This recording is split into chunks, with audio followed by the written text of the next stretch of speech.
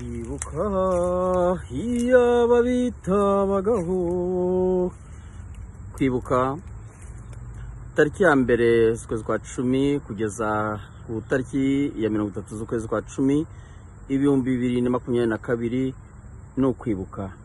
Wibuke nanjye nibuke, wibuke mwebwe bavandimwe bacu mwaguye mu nkambi zitandukanye, mwaguye muri Kongo impande zose mu mashyamba, mwaguye za Gicanga. Turabibuka mwe mwese mwajyanywe na Rushoga kubera amasasu.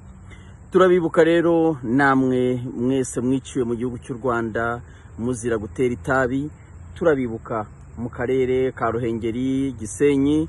Turabibuka abo mu Buvumo, turabibuka muri Mukingo, Nkuri, Nyamutera, Nyakinama, Gatonde, Ndusu, Karago, Giciye. Turabibuka namwe mwiciwe i Muramba muri abanyeshuri mwese turabibuka. Turibuka rero n'abandi banyarwanda bose bishwe bazize genocide yakorewe abahutu. Turabibuka.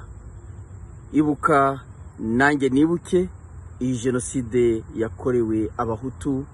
Uyibuke nanjye nyibuke, twese twibuke. Turibuka rero ko abacu bose bakinyanyagiye mu misozi mu mibande babuze gishingura, cyane ko nta burenganzira bwo kubibuka bafite, ariko tubibuke.